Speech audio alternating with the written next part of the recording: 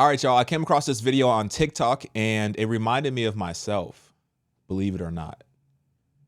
It says former NBA player Steven Jackson speaks on the importance of having kids with one woman. And it's so wild that it's become so common to have children with multiple different women. And I fell into that trap as well.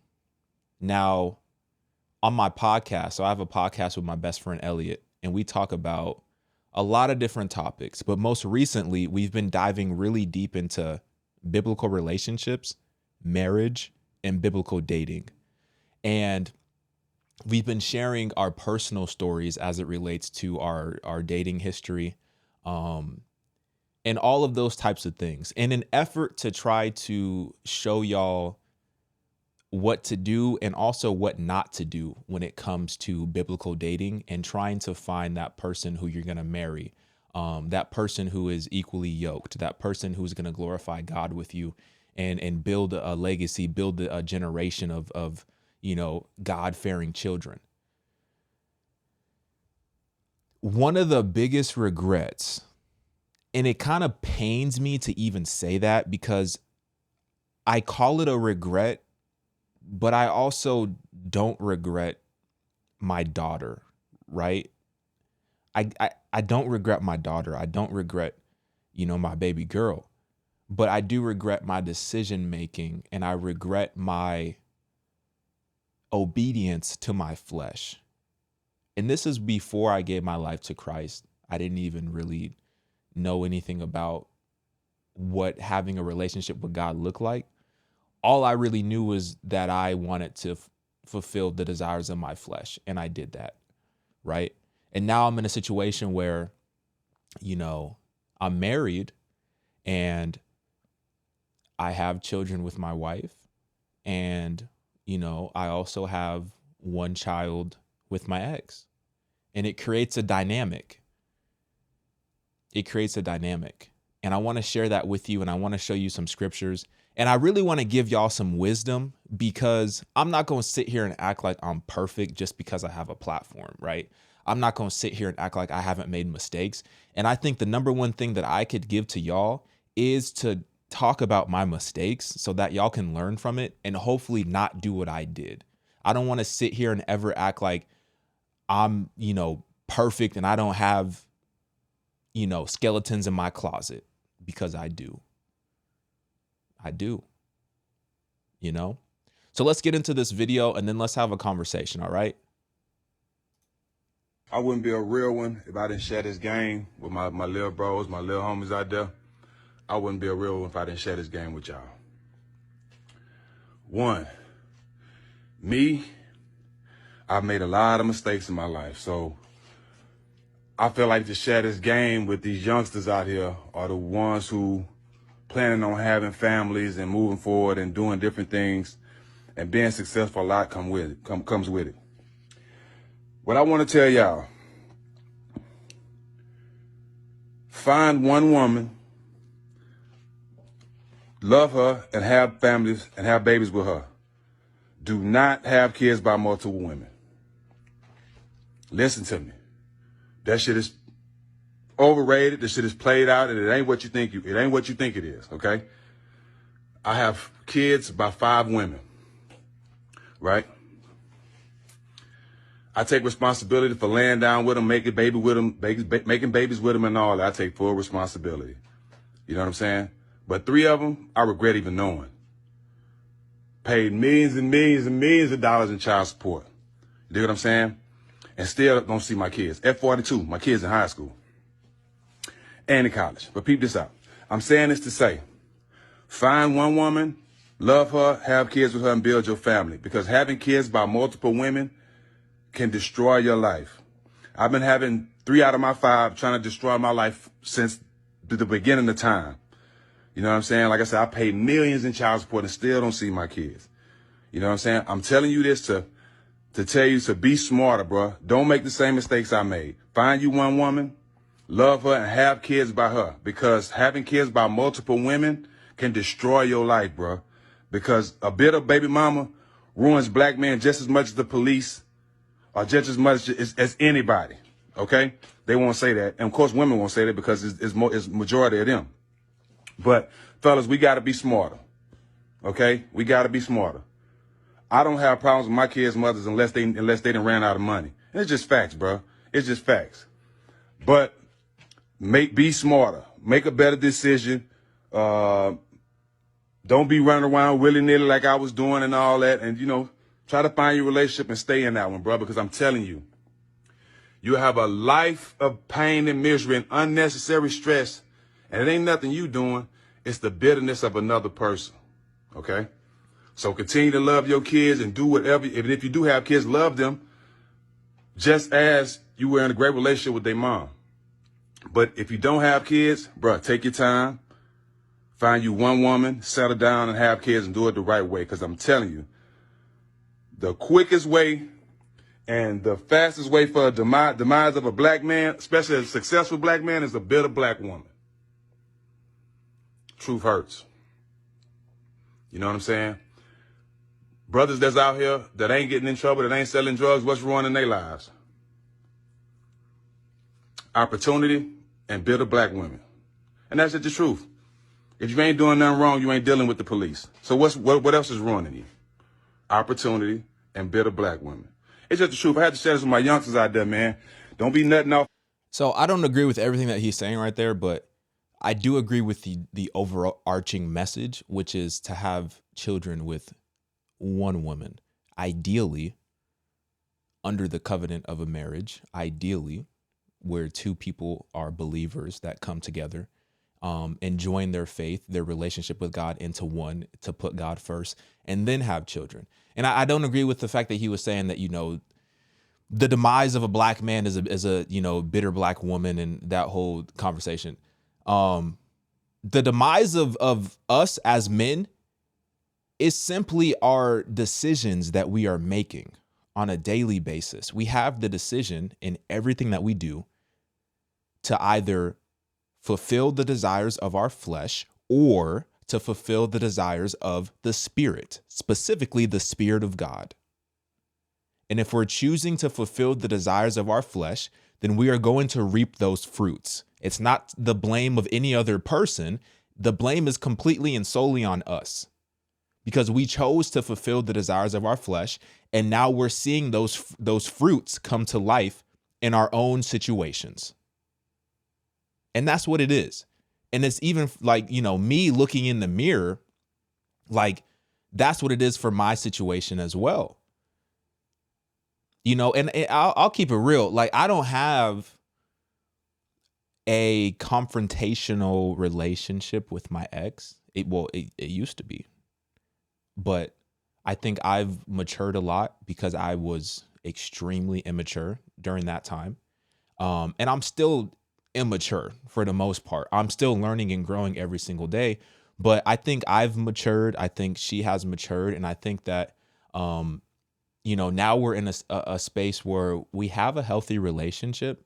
And I think ultimately everybody involved in this dynamic, we understand that the number one thing is our daughter.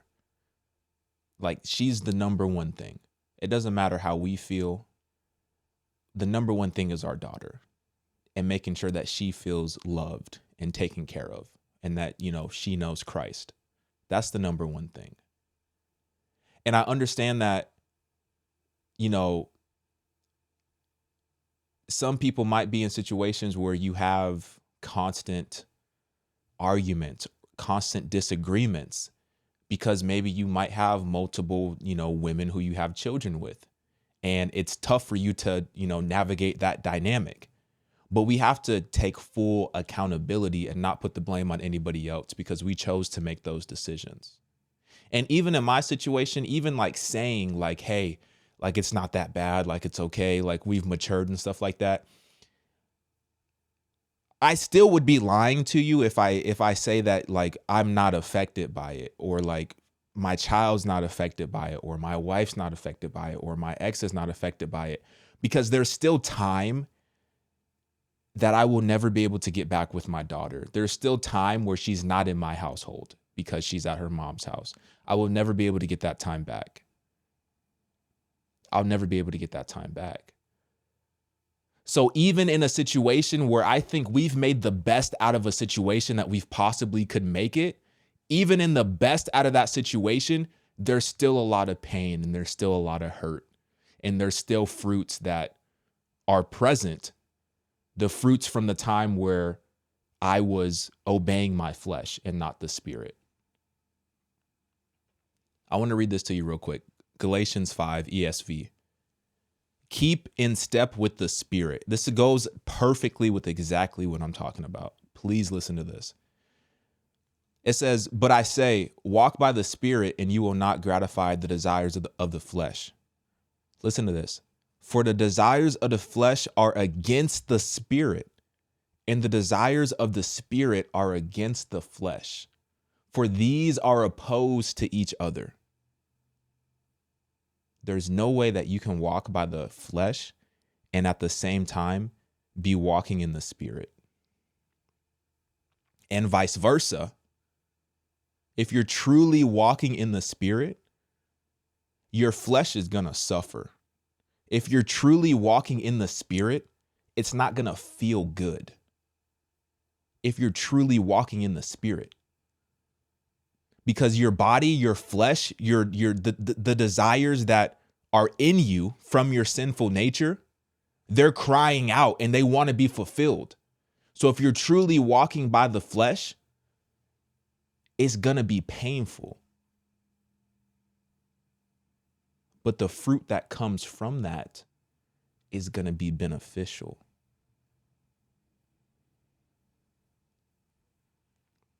What's the opposite? If you're walking by your flesh, it's going to feel amazing. It's going to be great. Yeah, there might be times where, you might be hungover or, whatever, but like, who cares? Like, just do it all over again. You're going to feel amazing. But the fruit that's going to come from that is going to be detrimental to your life.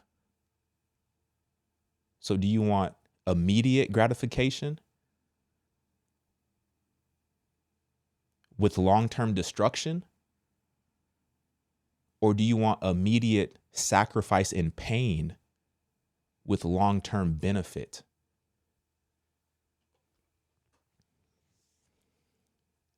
Let me read this one more time. Verse 17. For the desires of the flesh are against the spirit, and the desires of the spirit are against the flesh. For these are opposed to each other to keep you from doing the things you want to do. But if you are led by the spirit, you are not under the law. Now the works of the flesh are evident. This is so cool. The works of the flesh are evident. What are the works of the flesh? Sexual immorality, impurity, idolatry, sorcery, enmity, or I think that's it, right? Enmity, which means like disagreement, like constant disagreement, strife, jealousy, fits of anger, rivalries, dissensions, divisions, envy, drunkenness, orgies, and things like these. So the Bible clearly tells us like, yo, if you live according to your flesh, this is the outcome that you're going to get every single time. It's never going to be anything different. And now we sit up here and we wonder why we have so much pain in our lives. We wonder why there's so much division and anger and arguments in our life, because we're choosing to make these decisions that are pleasing to our flesh, but not to our spirit. So as a result, we get to see the works of the flesh as evidence in our life. And I always think about in Genesis, God says, be fruitful and multiply. Be fruitful and multiply, right?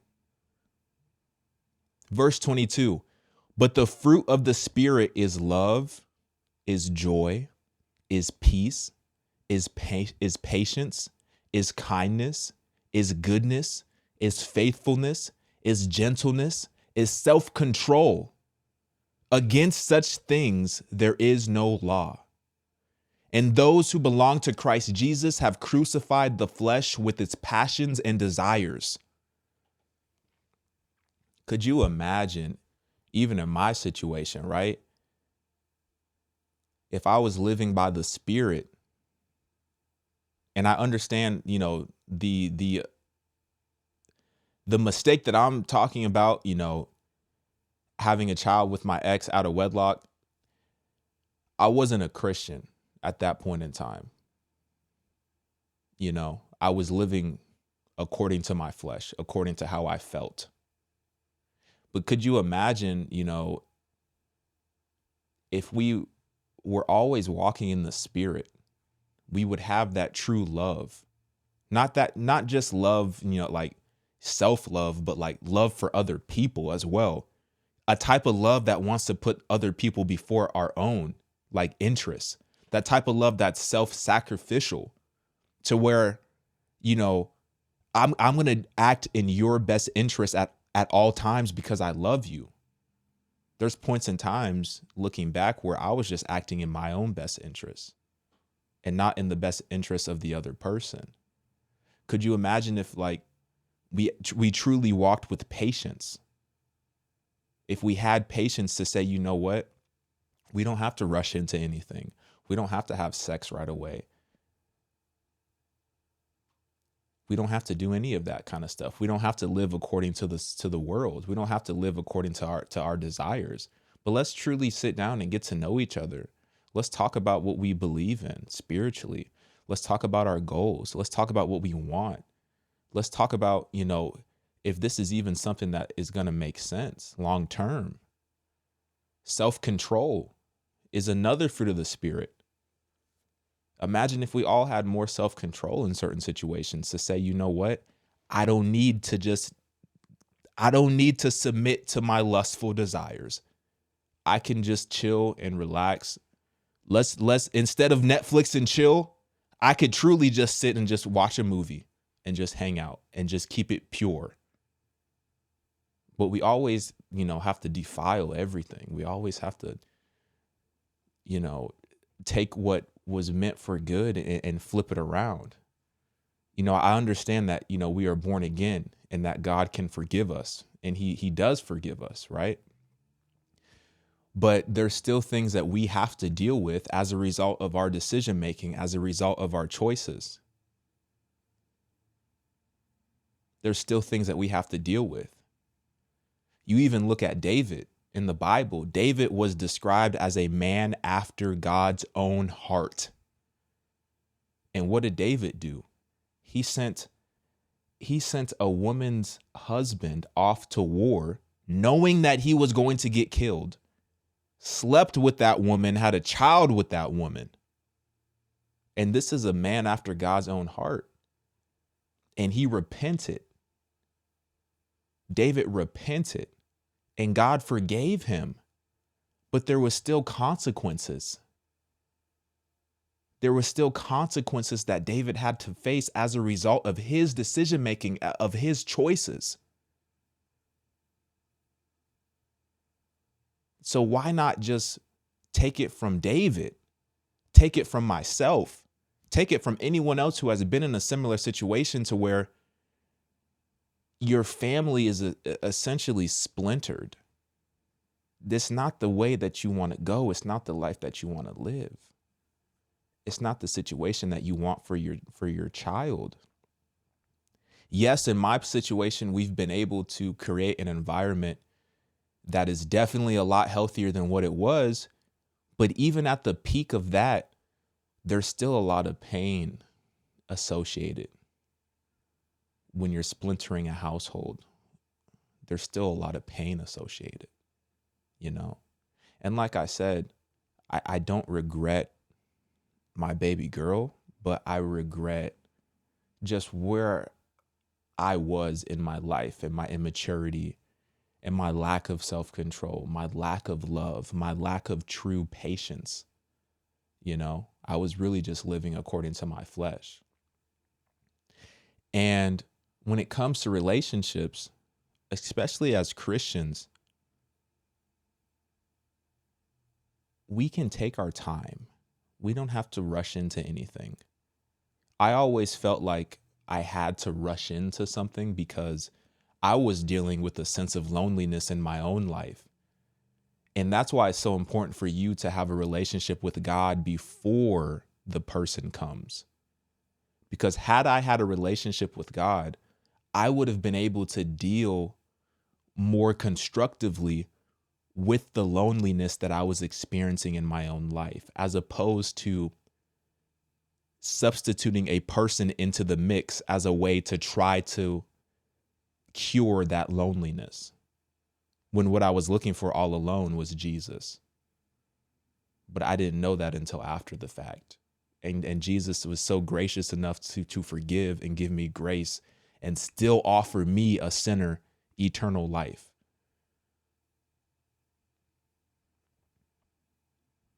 But if you're somebody who's listening, take time to really know who that person is. Take time to prioritize the spiritual compatibility between you and that person. Don't just be led by your flesh, because then you're going to find yourself in a situation where you're going to be seeing the fruits of the flesh manifest in your life. So let me know what y'all think. Get in my comments. Wow, this is 21 minutes long. Get in my comments, like this video. I'm out, y'all.